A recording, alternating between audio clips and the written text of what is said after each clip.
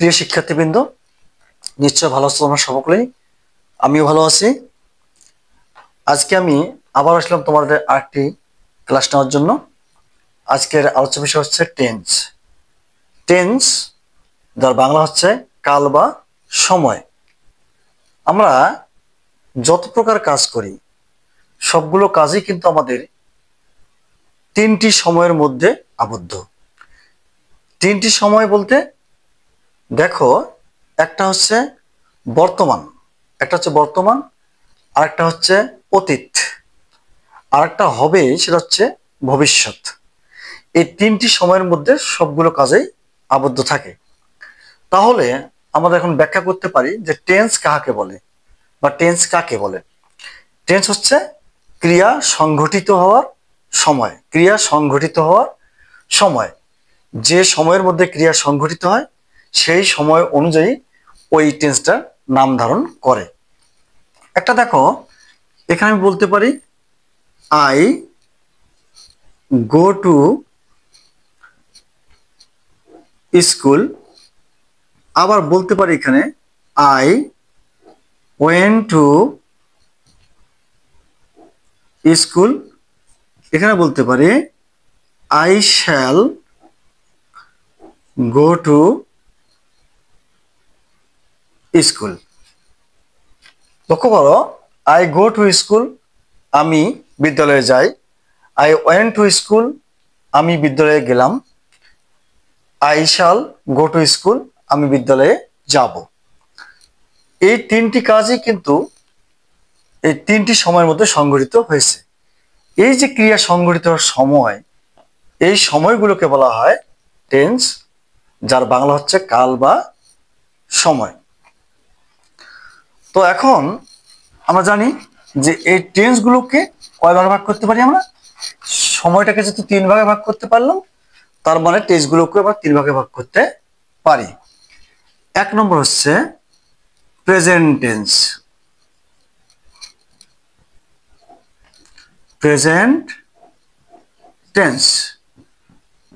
দুই নম্বর হচ্ছে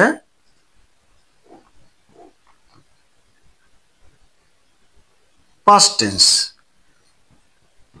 তিন নম্বর হচ্ছে ফিউচার টেন্স।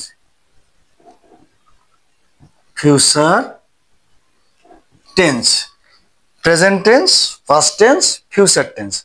তাহলে আমরা বুঝতে পারলাম যে টেন্সকে প্রধানত তিনটি ভাগে ভাগ করা যায়। একটি হচ্ছে প্রেজেন্ট টেন্স, একটি হচ্ছে পাস্ট টেন্স এবং একটি হচ্ছে ফিউচার টেন্স। প্রেজেন্ট টেন্স বলতে বর্তমান সময়ে যে কাজগুলো পড়ে এগুলো সব প্রেজেন্ট টেন্সের আওতায়।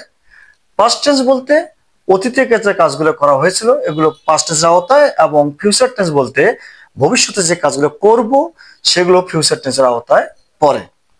এখন প্রতিটি টেন্সকে আবার চারটি ভাগে ভাগ করা হয়। কয়টি ভাগে? চারটি ভাগে। এক নম্বর হচ্ছে ইনডিফিনিট। এক নম্বর কি হচ্ছে? ইনডিফিনিট।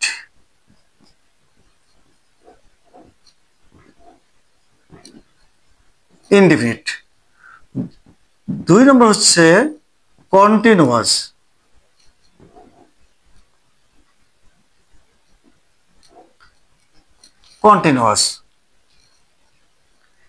তিন নম্বর হচ্ছে পারফেক্ট। চার নম্বর হচ্ছে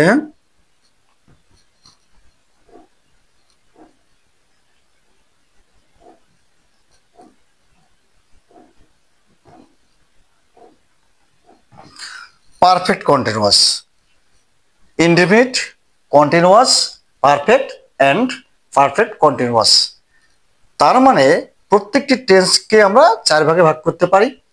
যদি আমি এগুলোকে প্রেজেন্টের সঙ্গে লাগিয়ে দিই তাহলে হবে present indefinite, present continuous, present perfect and present perfect continuous. যদি আমি এটা পাস্টে লাগিয়ে দিই তাহলে past indefinite, past continuous, past perfect, past perfect continuous. এবং যদি আমি ফিউচার লাগিয়ে দিই তাহলে হবে future indefinite, future continuous, future perfect and future perfect continuous tense. তো আজকে এখন আমরা আলোচনা করব প্রেজেন্ট ইনডিফিনিট টেন্স নিয়ে। প্রেজেন্ট বলতে বর্তমান, বর্তমানে যত কাজ হয় সবগুলো প্রেজেন্ট টেন্সের আওতায় পড়ে।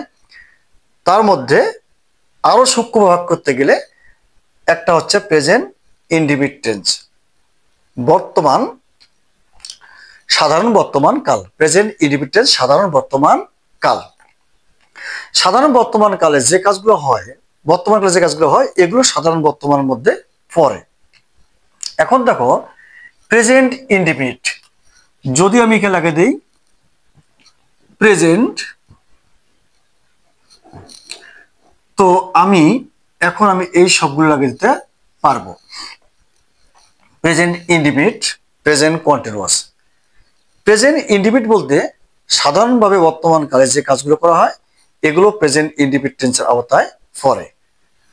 তো প্রেজেন্ট ইনডিফিনিট টেন্সের আমরা বাংলা থেকে চিনব কিভাবে? আমরা বাংলা থেকে চিনতে পারবো যদি বাংলা ক্রিয়াপদের শেষে, অর্থাৎ ভার্ব, ইংরেজি থেকে ভার্ব বলি, বাংলা ক্রিয়াপদের শেষে যদি অ থাকে, এ থাকে, এগুলো কারা কারা বুঝতে পারে, রস্যই থাকে, ন থাকে, ও থাকে, তাহলে আমরা বুঝবো যে এগুলো প্রেজেন্ট ইনডিফিনিট টেন্সের আওতায় পড়ে। তো প্রেজেন্ট ইনডিফিনিট টেন্সের আওতায় বলতে যেমন ধরো আমি ভাত খাই, এখানে ক্রিয়াটা হচ্ছে খাই।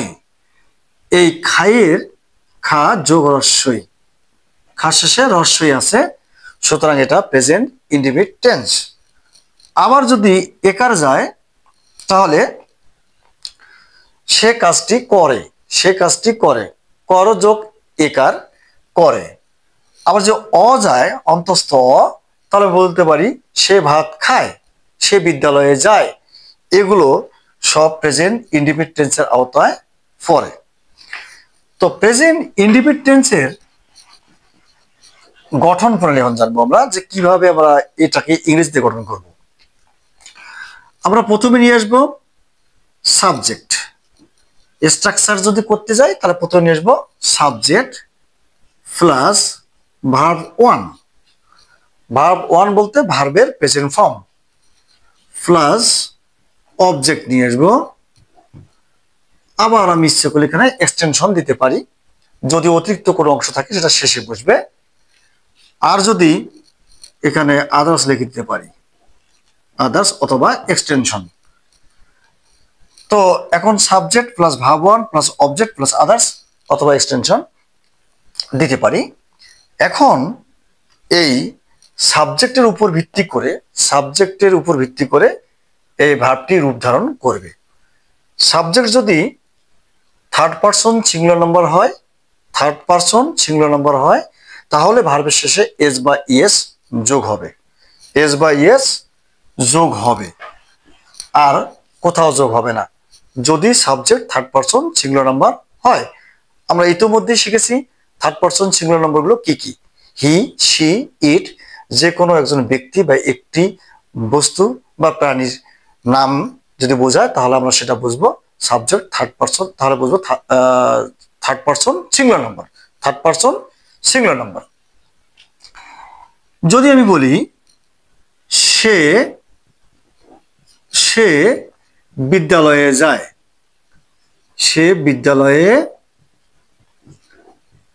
যায়, একটু লক্ষ্য করো এখানে ক্রিয়া হচ্ছে যায়, যায়ের শেষে অন্তস্থ আছে, তাহলে এটা নিঃসন্দেহে হচ্ছে প্রেজেন্ট ইনডিফিনিট টেন্স। এখন আমরা সাজাবো প্রথম সাবজেক্ট হচ্ছে সে, তারপরে ভার্ব ওয়ান হচ্ছে এখানে ভাব হচ্ছে যায়, তারপরে বিদ্যালয়ের অতিরিক্ত অংশ। এখন আমি কি বুঝাতে পারি লক্ষ্য করো, সে হচ্ছে হি অথবা সি। তো আমি বলেছি যে সাবজেক্ট যদি থার্ড পারসন সিঙ্গুলার নাম্বার হয় তাহলে ভার্বের শেষে এস বা ইএস যোগ হয়। হি অথবা সি, আমার ভাবটা হলো গো। আমি যেহেতু subject third person singular number, এজন্য আমি এখানে ইএস যোগ করে দিলাম। হি গোজ টু স্কুল। অবজেক্ট না থাকলেও আমরা বাড়তি অংশ বসাবো। এখন লক্ষ্য করো, আমরা এই যে গোর সঙ্গে ইএস যোগ করলাম, কোথায় আমরা ইএস যোগ করব এবং কোথায় আমরা এস যোগ করব, কোথায় ইএস কোথায় এস, এটা কিন্তু হয়ে গেল। হি গোজ টু স্কুল অথবা শি গোজ টু স্কুল। এখন প্রশ্ন হলো যে কোন ভার্বের শেষে আমরা ইএস এবং কোন ভার্বের শেষে আমরা এস যোগ করব। একটু লক্ষ্য করো, যদি দেখো কোনো ভার্বের শেষে ও থাকে, ও, তারপর যদি দেখো এস থাকে, আবার দেখো এস এস আছে, এটা থাকতে পারে, তারপর যদি এস এইচ থাকে, সি এইচ থাকে, এক্স থাকে, জেড থাকে। যদি ও S S S S S S H C এইচটা যদি সর মতো উচ্চারিত হয়, এক্স এবং জেড থাকে, তাহলে এগুলোর শেষে কি যোগ হবে, আমাদের এখানে ইএস যোগ হবে। যেমন এর আগেরটা করলাম আমরা গো, লক্ষ্য করো গো শেষে ও আছে, সেজন্য আমরা ইএস যোগ করেছিলাম। এটা মনে রাখবা, যদি ও S S S S H C H চর উচ্চারিত হয়, এক্স আর জেড থাকে, তাহলে এগুলোর শেষে আমরা ইএস যোগ করে দেব, আর বাকি সবগুলোর শেষে আমরা এস যোগ করবো নিঃসন্দেহে। এটা মনে হয় তোমার ক্লিয়ার হয়েছে। এখন এটাকে আমরা কি করতে পারি, আমি যেটা আগে করলাম যে সে বিদ্যালয়ে যায়, এটা করলাম আমার হচ্ছে অ্যাফার্মেটিভ। আমি এটা নেগেটিভও করতে পারি। নেগেটিভের গঠন প্রণালী কি হচ্ছে, নেগেটিভের গঠন প্রণালী হবে subject plus do oblique does plus not plus verb one plus object plus others. Do does, তো কথা হলো ডু কোথায় বসবে, ডাজ কোথায় বসবে, ওই একই নিয়ম। সাবজেক্ট যদি থার্ড পারসন সিঙ্গুলার নাম্বার হয়, তাহলে তারপরে বসবে ডাজ, তারপরে কি বসবে ডাজ, আর বাকি সব ক্ষেত্রে বসবে do. Does not, do not বসবে। এখন যখন আমি ডাজ বসাবো, তখন আমার ওই ভার্বের সঙ্গে যে এস বাই এসটা থাকবে ওটা থাকবে না। কেন, সেটা ডু এসে যোগ হবে, ডুর মধ্যে এসে যোগ হয়ে যাবে। যেমন ধরো আমি যে বললাম সে সে তাকে সাহায্য করে, সাহায্য করে না, সে তাকে সাহায্য করে না। এখানে সাবজেক্ট হচ্ছে হি, হি অথবা সি। এখন যদি নেগেটিভ আছে, তাহলে নিয়ম অনুযায়ী হবে আমাদের does not, he does not help. যদি আমি নেগেটিভ না করতাম তাহলে হতো আমার এখানে কি হেল্পস হতো, তো এখন হবে হেল্প। কেন, ওই এসটা আমার এখানে শিখছে, সুতরাং help. He does not help him, he does not help him, সে তাকে সাহায্য করে না। বা সে আমাকে সাহায্য করে না, he does not help me, সে আমাকে সাহায্য করে না। কেন, এখানে তো এই এসটা আমি এখানে এসে লাগাই দিলাম, অর্থাৎ এই হেল্পের পরে শুধুমাত্র এস যোগ হতো। কেন, যেহেতু এখানে পি আছে, যেহেতু শুধু পি, আমি তো বলেছিলাম তোমাদের যে S O S S C H, তারপর হচ্ছে এস এস, আবার যদি জেড এবং এক্স থাকে তাহলে হবে। তো এখানে দেখো হেল্প, হেল্প যদি আমি এখানে এটা যদি অ্যাফার্মেটিভ করতাম, তাহলে আমার কি হতো হেল্পস হতো, কি হতো হেল্পস। তো এখানে এসে যেহেতু ডু আছে, ও আছে, ওই জন্য ইএস হয়ে গেছে। যাই হোক, he does not help him, he does not help him, সে তাকে সাহায্য করে না। এবার আমি যাব ইন্টারোগেটিভের স্ট্রাকচারে যাব। ইন্টারোগেটিভটা এর আগে আমি অনেকবার আলোচনা করেছি তোমাদের সামনে। সেটা হচ্ছে প্রথমে দেখতে হবে যে আমাদের এই সাবজেক্টটা কোন পার্সন কোন নাম্বার আছে। যদি থার্ড পার্সন থাকে, সিঙ্গুলার নাম্বার থাকে, তাহলে আমরা ওই ডাজটাকে সামনে নিয়ে আসবো। আর যদি বাকি সব ক্ষেত্রে আমাদের ডুটা সামনে আসবে। যেমন আমি যদি বলি তুমি কি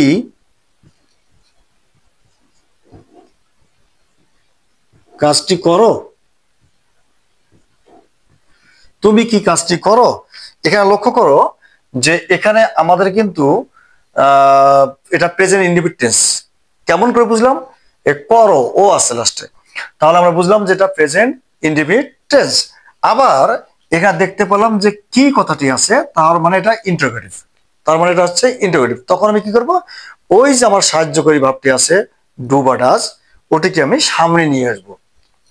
লক্ষ্য করো তার স্ট্রাকচারটা হচ্ছে প্রথমে হবে do oblique does, do oblique does plus subject plus verb one plus object plus others, last একটা হবে প্রশ্নবোধক চিহ্ন।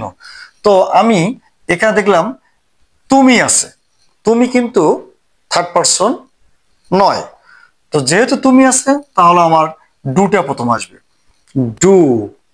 তারপর হবে you, do you, do you, তুমি কি কাজটি করো।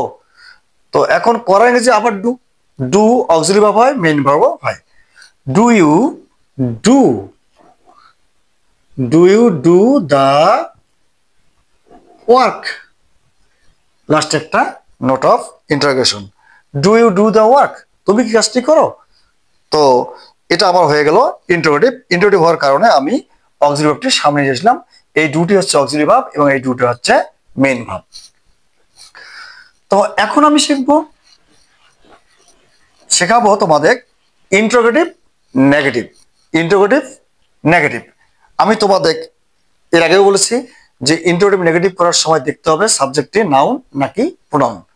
যদি সাবজেক্টটি নাউন হয় তাহলে আমার হবে প্রথমেই do oblique does plus not, প্রথমেই do oblique does plus not হয়ে যাবে। লক্ষ্য করো যদি নাউন হয়, নাউনের ক্ষেত্রে অর্থাৎ নাউন, তাহলে হচ্ছে do oblique does, do oblique does plus not plus subject, এই সাবজেক্টটি হবে নাউন, এই সাবজেক্ট কি হবে, নাউন হবে, লাস্টে একটা প্রশ্নবোধক চিহ্ন হবে। আর যদি সাবজেক্টটি প্রোনাউন হয় তাহলে হবে, প্রোনাউনের ক্ষেত্রে কি হবে, প্রোনাউনের ক্ষেত্রে হবে প্রথমে হবে do oblique does plus subject, subject হবে প্রোনাউন, সাবজেক্ট হবে pronoun plus not plus verb one plus object plus others, লাস্টে একটা প্রশ্নবোধক চিহ্ন হবে। তবে ইদানিং ডু নট বা ডাজ নট সব ক্ষেত্রেই দেওয়া চলে, অর্থাৎ সাবজেক্ট নাউন বা প্রোনাউন যাই হোক আমরা ডু নট বা ডাজ নটকে আমরা সামনে দিতে পারি। সবচেয়ে ভালো হয় এই নিয়মটি যদি আমরা মেনে চলি, অর্থাৎ সাবজেক্ট নাউন হলে তার আগে আসবে ডু নট বা ডাজ নট, আর সাবজেক্ট যদি প্রোনাউন হয় তারপরে যাবে নট, অর্থাৎ ডু বা ডাজ আসবে আগে, তারপরে সাবজেক্টটি, তারপরে যাবে নট। তবে যদি আমরা কন্ট্রাক্টেড করতে পারি অর্থাৎ সংক্ষিপ্ত করে লিখতে পারি, সেক্ষেত্রে ডোন্ট বা ডাজেন্ট আমরা সাবজেক্ট নাউন বা প্রোনাউন যাই হোক আমরা ডোন্ট বা ডাজেন্ট সামনে দিয়েও করতে পারবো। এখন আমি একটা এক্সাম্পলে যাই তাহলে বুঝতে সুবিধা হবে। তাহারা কি ফুটবল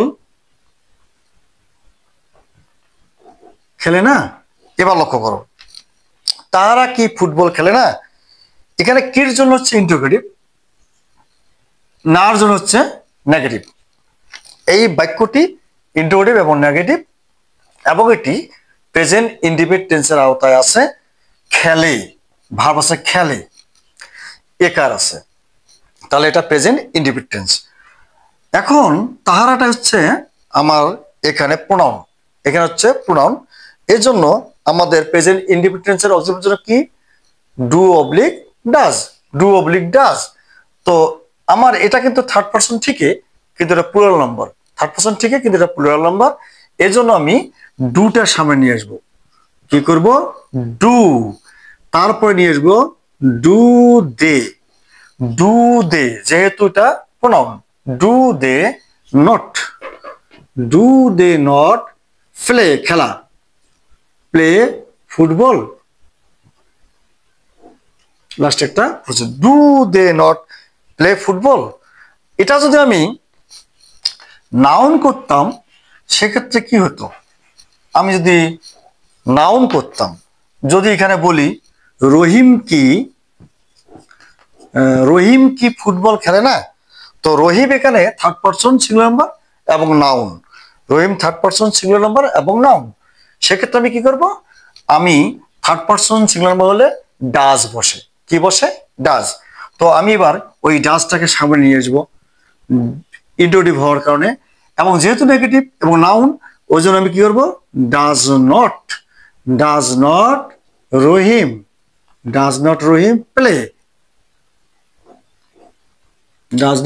প্লে, ফুটবল? রহিম কি ফুটবল খেলে না? এখন যদি আমি এটাকে শুধু অ্যাফার্মেটিভ করতাম সেক্ষেত্রে হতো রহিম প্লেজ ফুটবল। যেহেতু অ্যাফার্মেটিভ নেগেটিভ, ওই জন্য আমার, এবং এটা নাউনের কারণে আমি এই ডাজ নটটা সামনে নিয়ে আসলাম। আমার মনে হয় এটা বুঝতে আর তোমাদের কোনো সমস্যা হয়নি। এছাড়াও কিছু কিছু বাক্য আছে যেগুলো প্রেজেন্ট ইনডিফিনিট টেন্সের আওতায় পড়ে। যেমন ধরো নেয়ার ফিউচার, অদূর ভবিষ্যৎ, নিকট ভবিষ্যৎ, নেয়ার ফিউচার। আমি বলতে পারি আমি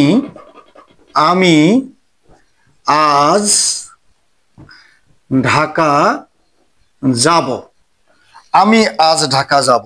লক্ষ্য করো, এটা ফিউচার, ঢাকা যাব ফিউচার, কিন্তু আজ নেয়ার ফিউচার। এজন্য যদি নেয়ার ফিউচার হয় তাহলে সেটাকে আমরা প্রেজেন্ট ইনডিফিনিট টেন্সের আওতায় নিয়ে আসব। আমি আজ ঢাকা যাব, নেয়ার ফিউচার, নিকট ভবিষ্যৎ, আমি আজ ঢাকা যাব। তো এখানে হচ্ছে আই গো টু ঢাকা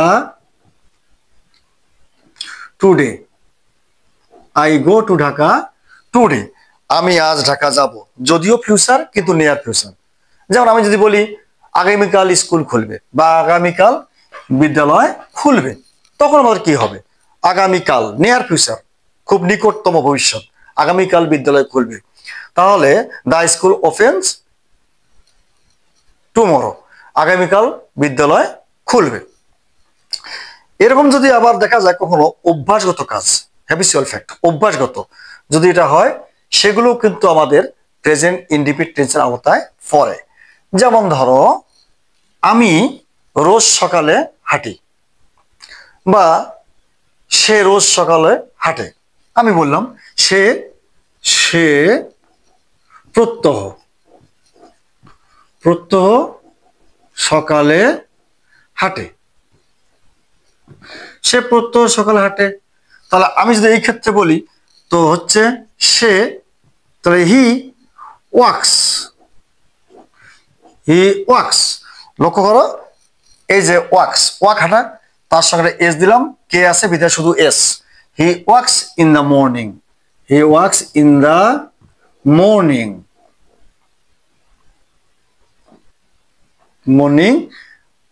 প্রত্যহ, রেগুলারলি।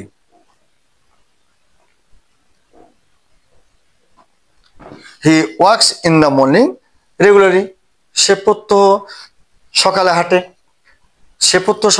এটা তার হ্যাবিচুয়াল ফ্যাক্ট, এটা তার অভ্যাসগত কাজ। তাহলে আমরা বুঝলাম যে নিকট ভবিষ্যৎ এবং অভ্যাস যদি কখনো বোঝায়, অভ্যাসগত বোঝায়, সেক্ষেত্রে আমাদের প্রেজেন্ট ইনডিফিনিট টেন্সের আওতায় পড়ে। আরেকটা হচ্ছে অতীতকালের কোনো ঘটনাকে আমি জীবন্ত করিয়ে বলবো, অতীতকালের ঘটনা জীবন্ত করে বলবো, সেক্ষেত্রে কিন্তু প্রেজেন্ট ইনডিফিনিট টেন্সের আওতায় পড়ে। যেমন ধরো আকবর গুজরাট জয় করেন, আমি দিলাম আকবর গুজরাট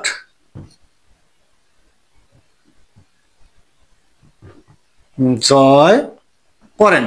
আমি তোমাদের কিন্তু চেনার উপায়ে বোঝাছিলাম যে ন থাকলেও হয়, এই যে করেন, আকবর গুজরাট জয় করেন। তো এই ক্ষেত্রে হচ্ছে আকবর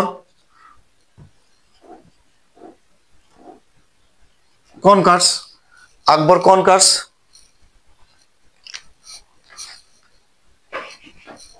কনকার্স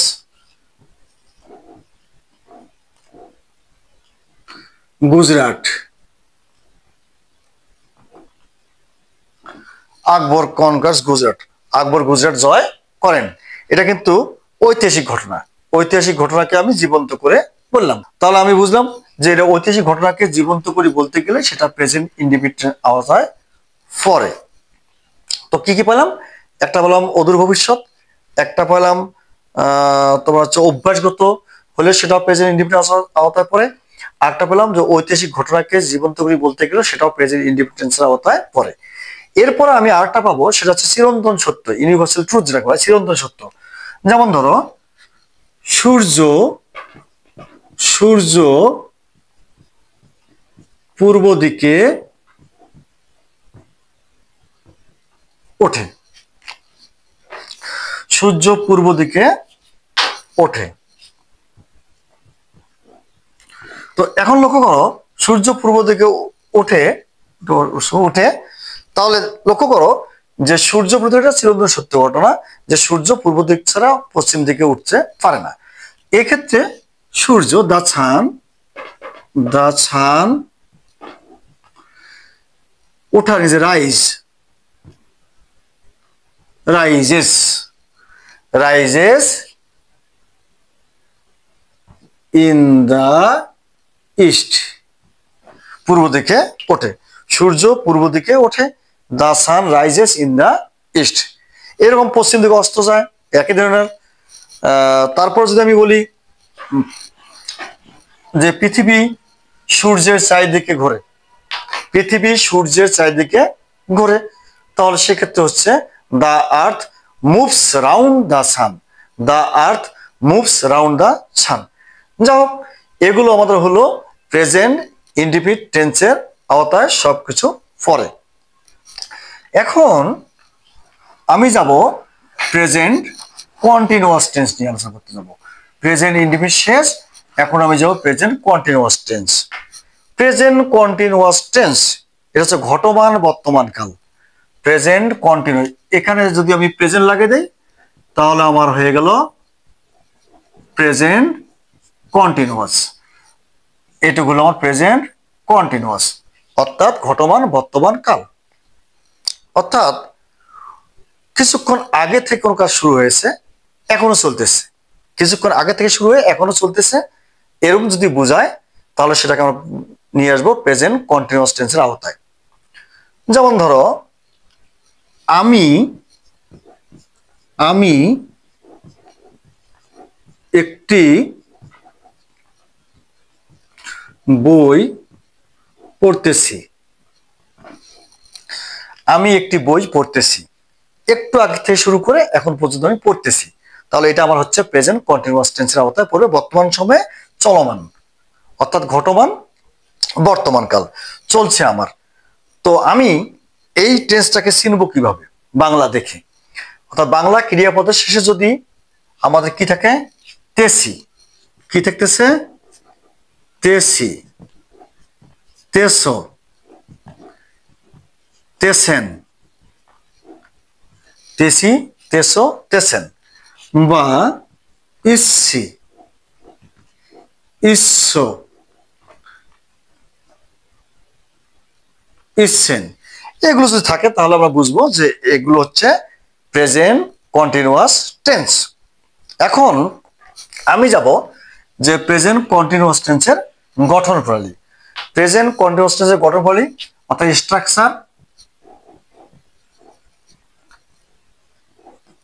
স্ট্রাকচার, গঠন হয়ে যাচ্ছে সাবজেক্ট প্রথমে plus am oblique is oblique are plus verb one সঙ্গে আইএনজি যোগ প্লাস অবজেক্ট প্লাস হচ্ছে আদার্স। এটা হচ্ছে আমার স্ট্রাকচার গঠন প্রণালী। Subject am oblique is oblique are plus verb ওয়ানের সঙ্গে আইএনজি যোগ প্লাস অবজেক্ট প্লাস আদার্স, এগুলো হবে। এম কোথা হবে, ইজ কোথা হবে, আর কোথা হবে, এর আগে আমরা ব্যবহার শিখেছি, বি ভার্বের ব্যবহারগুলো শিখেছি আমরা। তাহলে এম হচ্ছে সাবজেক্ট যদি ফার্স্ট পারসন সিঙ্গুলার নাম্বার হয় তাহলে am, subject first person singular number হলে হবে am, third person singular number হলে হবে ইজ, আর বাকি সব ক্ষেত্রে হবে আর, যেটা আমরা জানি। তো এখন দেখো আমি এখানে ফার্স্ট পারসন সিঙ্গুলার নাম্বার, তো আই এর পর হবে কি এম, আই এম। এখন ভাব কোনটা? পড়তেছি, পড়া ইংরেজি আমরা সবাই জানি রিড, তো রিড লিখলাম, রিড তার সঙ্গে আইএনজি যোগ, ING reading, I am reading একটি বই, a book, I am reading a book, আমি একটি বই পড়তেছি। যদি এটা আমি একটি উপন্যাস পড়তেছি, I am reading a novel, আমি একটি উপন্যাস পড়তেছি। এভাবেই কিন্তু সবগুলো করা যায় যদি কন্টিনিউয়াস টেন্সের আওতায় পড়ে, এই নিয়মে করতে হবে। এখন এই কন্টিনিউয়াস টেন্সেরও কিন্তু নেগেটিভ আছে, এটা অ্যাফার্মেটিভ হাবোধক, এটা নেগেটিভ হতে পারে। যদি নেগেটিভ হয় সেক্ষেত্রে আমরা এই এম ইজ আর এর সঙ্গে নট লাগাই দেব, এম ইজ আর এর সঙ্গে কি লাগাই দেব? নট। যদি আমি বলি আমি একটি বই পড়তেছি না, আমি একটি বই পড়তেছি না, যদি নাটা লাগে দিই এখানে, তাহলে আমার হয়ে গেল এটা নেগেটিভ। সেক্ষেত্রে হবে আই অ্যাম, এই ক্ষেত্রে একটা এখানে হবে not, I am not reading a book, আমি একটি বই পড়তেছি না। যদি এটা ইন্টারোগেটিভ হয় তো ওই একই নিয়ম, শুধুমাত্র অক্সিলারি ভাবটি আমার সামনে আসবে। এই ক্ষেত্রে কিন্তু এমটি হচ্ছে অক্সিলারি ভাব, এমটি হচ্ছে অক্সিলারি ভাব। আমি যদি বলি আমি কি একটি বই পড়তেছি, আমি কি একটি বই পড়তেছি, তো লক্ষ্য করো আমি কি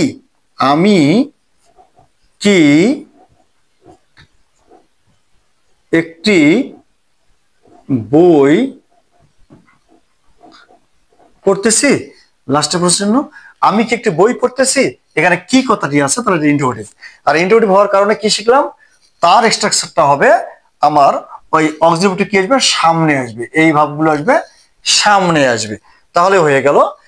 তো যেহেতু আমি হওয়ার কারণে এম হবে, এমটি আসবে সামনে, তাহলে এখানে হচ্ছে am I, am I reading, am I reading a book, লাস্টে একটা প্রশ্নচিহ্ন। আমি কি একটি বই পড়তেছি, তাহলে হচ্ছে এম আই। সে কি একটি বই পড়তেছে, তাহলে সের জন্য হচ্ছে ইজ, এই ইজটা আসবে সামনে। তুমির জন্য হচ্ছে আর, তখন ওই আরটা আসবে সামনে, তাহলে হবে আর ইউ রিডিং আ বুক, তুমি কি একটি বই পড়তেছো, এবার হবে।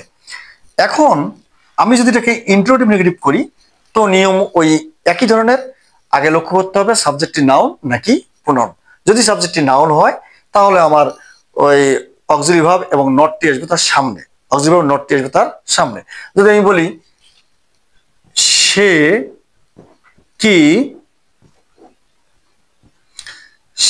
কি বাজারে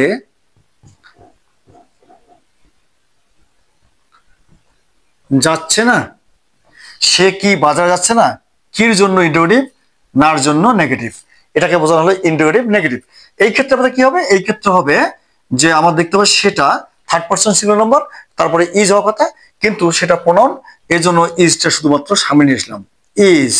তারপরে আমি হি বা she, is he not, is he not যাওয়া, going, is he not going to market, market অথবা বাজার, is he not going to market, অথবা আমি ইজেন্টও করতে পারতাম, isn't he going to market করতে পারতাম, একটু আগে যেটা শিখালাম আমি।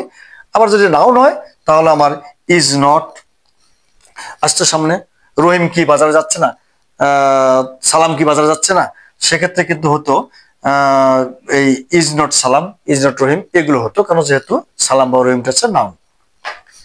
তো আমি কন্টিনিউয়াস টেন্স পর্যন্ত শিখে দিলাম তোমাদের। তো এখন ক্লাসটা হয়তো অনেক বড় হবে। পারফেক্ট, পারফেক্ট টেন্স, কোনো কাজ এইমাত্র শেষ হয়েছে কিন্তু তার ফলাফলটা এখনো বর্তমান যদি থাকে তাহলে সেটাকে আমরা বলবো পারফেক্ট টেন্স। কোনো কাজ এইমাত্র শেষ হয়েছে কিন্তু তার ফলাফলটা এখনো বর্তমান, তাহলে আমার সেটা হয়ে যাবে পারফেক্ট টেন্স, প্রেজেন্ট পারফেক্ট টেন্সের আওতায় পড়বে। লক্ষ্য করো কোনো কাজ এইমাত্র শেষ হয়েছে কিন্তু ফলাফলটা বর্তমান, কিরম? যেমন ধরো আমি বললাম বৃষ্টি হয়েছে, বৃষ্টি হয়েছে প্রমাণ, প্রমাণে এখনো বৃষ্টির জল বা পানি এখনো আছে প্রমাণস্বরূপ। এরকম হতে পারে আমি ভাত খেয়েছি, ভাত খেয়েছি বলতে কি আমি ভাত খেয়েছি এখনো আমার পেটের মধ্যে ভাত আছে। এরকম কাজগুলোকে আমরা একটু আগে সংগঠিত করলাম, কিন্তু ফলাফলটা এখনো বিদ্যমান। আমি প্রমাণস্বরূপ কাউকে একটা মার দিলাম, সে মারটা শেষ হয়ে গেল কিন্তু তার ব্যথাটা এখনো অনুভূত হচ্ছে। এই জায়গা হচ্ছে প্রেজেন্ট পারফেক্ট টেন্স, অর্থাৎ পুরা ঘটিত বর্তমান কাল, পুরা ঘটিত বর্তমান কাল, present perfect, present perfect, present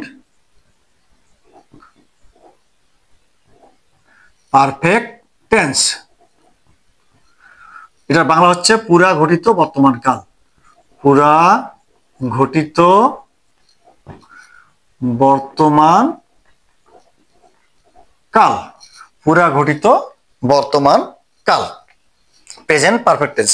অর্থাৎ কোনো কাজ এইমাত্র শেষ হয়েছে কিন্তু তার ফলাফলটা এখনো বিদ্যমান যদি থাকে, তাহলে সেটাকে ভাবে যদি এরকম অবস্থা বোঝায়, তাহলে সেটি পড়বে হচ্ছে প্রেজেন্ট পারফেক্ট টেন্সের আওতায়।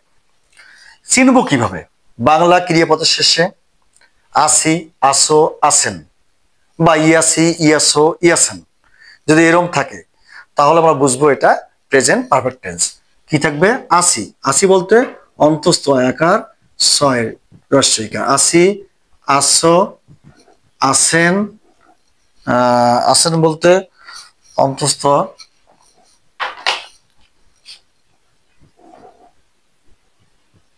যেমন ধর আসি, আসো, আসেন অথবা ইয়াসি, ইয়াসো, ইয়াসেন। আমি একটু আগে যেটা তোমাদের বোঝাইলাম সেটা হচ্ছে যে কাজটি শেষ হয়েছে কিন্তু ফলাফলটা এখনো বিদ্যমান। যেমন যদি আমি বলি তুমি, তুমি বিদ্যালয়ে, তুমি বিদ্যালয়ে গিয়েছো, তুমি বিদ্যালয়ে গিয়েছো। লক্ষ্য করো এই গিয়েছো, গিয়েছো, তুমি বিদ্যালয়ে গিয়েছো, তাহলে আমার এখানে অথবা গিয়াছো যে হয়, তাহলে বুঝতে হবে এটা হচ্ছে প্রেজেন্ট পারফেক্ট টেন্স। এর গঠন প্রণালী হচ্ছে কি, এর স্ট্রাকচারটা কি হচ্ছে লক্ষ্য করো। এর গঠন প্রণালী হচ্ছে প্রথমে হবে তোমার subject plus have oblique has plus verb three অর্থাৎ ভার্বের past participle form plus object plus others. এটা হবে subject plus have oblique has plus verb three plus object plus others হবে এখানে। এখন তুমি বিদ্যালয়ে গিয়েছো, এটা কিন্তু অ্যাফারমেটিভ ফর্মের গঠন প্রণালী। আমরা প্রথমে অ্যাফারমেটিভ করব, তারপরে নেগেটিভ, তারপরে ইন্টারোগেটিভ, ইন্টারোগেটিভ নেগেটিভ পরে করব। তুমি বিদ্যালয়ে গিয়েছো, এটা আমরা এই রূপটা দেখে বুঝতে পারলাম এটা প্রেজেন্ট পারফেক্ট টেন্স। তাহলে আমরা করব কি, প্রথমে সাবজেক্ট নিয়ে আসবো ইউ, কি নিয়ে আসবো ইউ, তারপরে আমরা নিয়ে আসবো হ্যাভ। মনে রাখবা এখানে কোথায় হ্যাভ কোথায় হ্যাজ বসে। সাবজেক্ট যদি থার্ড পারসন সিঙ্গুলার নাম্বার হয় তাহলে শুধু তারপরে বসে হ্যাজ, আর বাকি সব ক্ষেত্রে বসবে হ্যাভ। তো এখানে second person you have, you have. তারপরে যাওয়ার is go, go verb three past participle form হচ্ছে go went gone, go went gone. You have gone to school, you have gone to school, তুমি বিদ্যালয়ে গিয়েছো। এখন যদি এটা নেগেটিভ হয়, কখনো নেগেটিভ করতে গেলে শুধুমাত্র হ্যাভ হ্যাজের পরে একটা নট বসবে, হ্যাভ হ্যাজের পরে কি বসবে? নট বসবে, তাহলে হয়ে গেল। এখন আমরা বাংলাটা কি দেখে বুঝতে পারবো এটা নেগেটিভ ফর্ম? যদি দেখি ক্রিয়ার শেষে নাই বা নি থাকে, নাই বা নি থাকে, তাহলে আমরা বুঝবো এটা হচ্ছে প্রেজেন্ট পারফেক্ট টেন্সের নেগেটিভ ফর্ম, প্রেজেন্ট পারফেক্ট টেন্সের নেগেটিভ ফর্ম। যেমন ধরো তাহারা কাজটি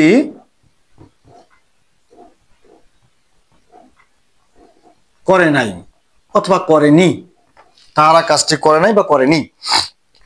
তাহলে এই ক্ষেত্রে আমার হচ্ছে তাহারা দে, তাহারা কি হচ্ছে? দে, দেটা থার্ড পারসন প্লুরাল নাম্বার হবে হ্যাভ, দে হ্যাভ নট, নাই বা নি আছে নট, দে হ্যাভ নট। কাজ করে ইংরেজি হচ্ছে done, do did done. they have not done the work, তারা কাজটি করে নাই বা করেনি। তো এখন আমরা যাব ইন্টারোগেটিভে। ইন্টারোগেটিভের ক্ষেত্রে কি হবে, ওই আগের নিয়মেই হ্যাভ বা হ্যাজটি আসবে সামনে, হ্যাভ বা হ্যাজটি কি আসবে সামনে। যদি ওটাই বলতাম তাহারা কি কাজটি করেছে বা তাহারা কি কাজটি করিয়াছে, একটা হলে সাধু ভাষা হলে করিয়াছে আর চলিত ভাষা হলে হবে করেছে। তাহারা কি কাজটি করেছে, সেক্ষেত্রে হবে হ্যাভ, প্রথমেই হবে কি have they, have they done the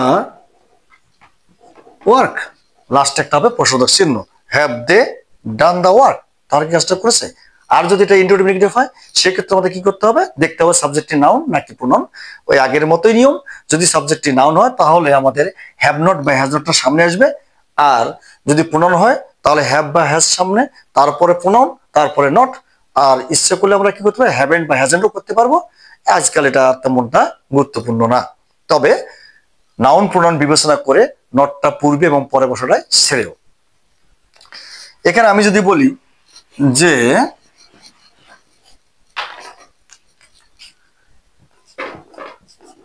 আমরা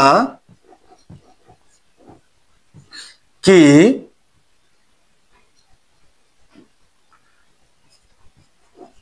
বাজারে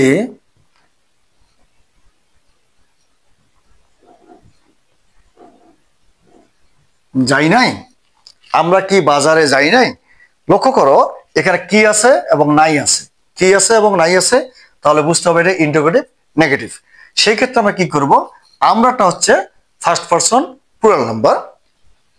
আমরার জন্য আমরা কি পেতে পারি, আমি বলছি তোমাদের শুধুমাত্র থার্ড পারসন সিঙ্গুলার নাম্বার হলে তারপরে হ্যাজ বসবে, তো এখানে হ্যাভ বসবে। তো আমরাটা প্রোনাউন, ওই জন্য আমরা কি করবো এখানে হ্যাভ, হ্যাভ, তারপর আমরা use we, have we not, have we not gone to market, have we not gone to market, আমরা কি বাজারে যাই নাই, এটা আমরা করতে পারি। যাই হোক, আমি এতক্ষণ তোমাদের শেখালাম প্রেজেন্ট ইনডিফিনিট, প্রেজেন্ট কন্টিনিউয়াস এবং প্রেজেন্ট পারফেক্ট টেন্স।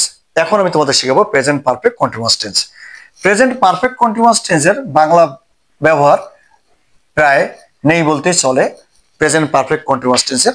তবু আমি তোমাদেরকে শিখে রাখি যে প্রেজেন্ট কন্টিনিউয়াস টেন্সের সঙ্গে যদি আমি সময় লাগিয়ে দেই, একটা নির্দিষ্ট সময় অথবা একটা ব্যক্তির সময় লাগিয়ে দেই, তাহলে আমার সেটা হয়ে যাবে present perfect continuous tense. Present perfect continuous tense, present perfect continuous টেন্সটা অর্থাৎ এটি কাজ চলতেছে, সেটার মধ্যে আবার সময় উল্লেখ থাকবে। ধরো 5 ঘন্টা ধরে, 2 দিন যাবত, সকাল হইতে, এরকম যদি হয়, ওই কন্টিনিউয়াস টেন্সটা প্রেজেন্ট কন্টিনিউয়াস টেন্সের সঙ্গে সময় লাগিয়ে দিলেই হয়ে গেল। যেমন ধরো আমি যে বলি ছেলেরা মাঠে ফুটবল খেলতেছে, তাহলে এটা কিন্তু হচ্ছে প্রেজেন্ট কন্টিনিউয়াস টেন্স, ছেলেরা মাঠে ফুটবল খেলতেছে। The boys are playing football, the boys are playing football in the field, ছেলেরা মাঠে ফুটবল খেলতেছে। এখন আমি যদি এটাকে লাগিয়ে দিই সকাল হইতে, সকাল হইতে ছেলেরা মাঠে ফুটবল খেলতেছে, অথবা ছেলেরা সকাল হইতে মাঠে ফুটবল খেলতেছে, তার মানে ওই সকাল হইতে লাগিয়ে দেওয়ার কারণে এটা প্রেজেন্ট পারফেক্ট কন্টিনিউয়াস টেন্স হয়ে গেল। প্রেজেন্ট পারফেক্ট কন্টিনিউয়াস টেন্স হচ্ছে পুরা ঘটমান বর্তমান কাল, পুরা ঘটমান বর্তমান কাল, প্রেজেন্ট পারফেক্ট কন্টিনিউয়াস টেন্স, পুরা ঘটমান বর্তমান কাল।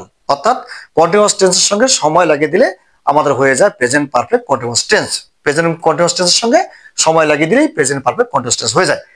এটা যদি লক্ষ্য করো, এখানে দুটি সময় উল্লেখ থাকতে পারে, একটা হচ্ছে পিরিয়ড অফ টাইম, একটা হচ্ছে point of time.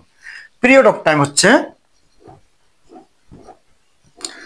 Period of time, আরটা হচ্ছে পয়েন্ট অফ টাইম,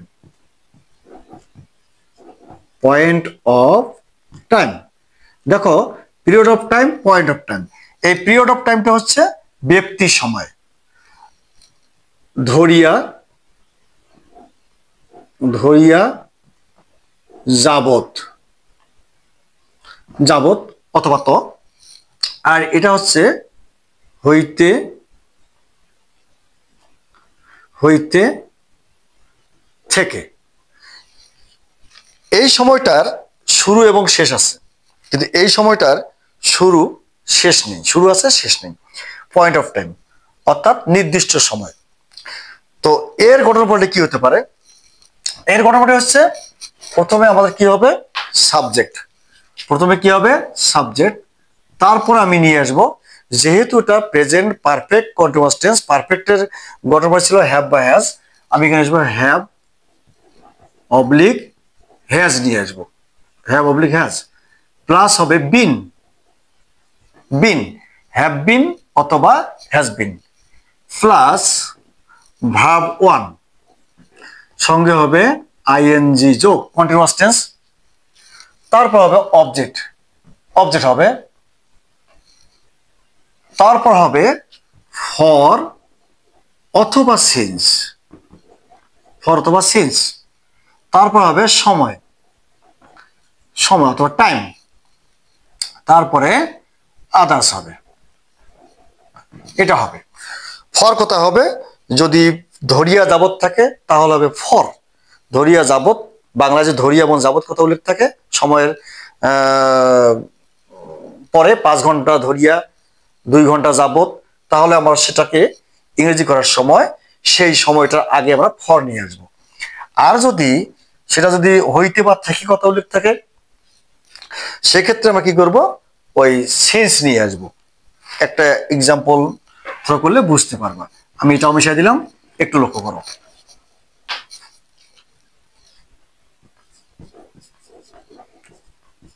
আমরা সকাল হইতে, আমরা সকাল হইতে একটি কাজ করিতেছি।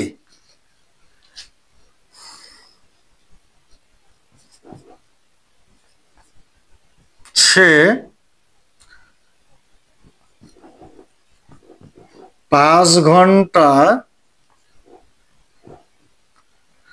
যাবত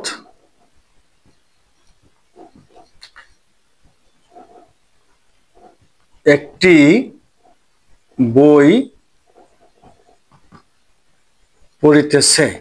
লক্ষ্য করো, সকাল হইতে 5 ঘন্টা যাবত, সকাল হইতে। আমি বুঝালাম যে হইতে থেকে যদি থাকে তাহলে আমাদের সেক্ষেত্রে হবে সিন্স, যাবত যদি থাকে তাহলে হবে ফর। তো ঘটনা মানে কি বললাম? সাবজেক্ট, সাবজেক্ট হচ্ছে আমরা, তাহলে এখানে উই, তারপর হবে হ্যাভ, আমরা হ্যাভ হ্যাজের ব্যবহার শিখেছি একটু আগে, we have been, we have been.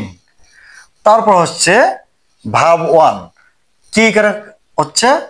কাজটি করা, doing, we have been doing a work, doing a work, object doing a work. এখন আমি সিন্স বসাবো নাকি ফর বসাবো? যেহেতু এটা পয়েন্ট অফ টাইম, সিন্স বসবে, হইতে আছে since, since morning, since morning. এখন এখানে লক্ষ্য করো, সে 5 ঘন্টা যাবত একটি বই পড়িতেছে। তো এখানে হবে হি অথবা সি, হি হ্যাজ হবে he has been, he has been reading, he has been reading, reading a book, he has been reading a book, book. যাবত ফর হবে, ফর কয় ঘন্টা? 5 ঘন্টা, ফর 5 আওয়ার্স, ফর 5 আওয়ার্স। শেষ হয়ে গেল। He has been reading a book for 5 hours, সে 5 ঘন্টা যাবত একটি বই পড়িতেছে। তো এটা যদি নেগেটিভ করি কখনো, তাহলেও আমাদের হবে কি? মনে রাখবে সবসময় যে হ্যাভ এবং হ্যাজের পরে নট বসবে, হ্যাভ এবং হ্যাজের পরে নট বসবে, কখনো কিন্তু পরে বসবে না, বিনের পরে বসবে না।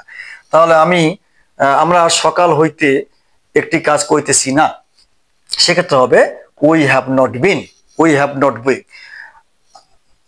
সে 5 ঘন্টা যাবত একটি বই পড়তেছে না, সেক্ষেত্রে হবে he has not been, he has not bin.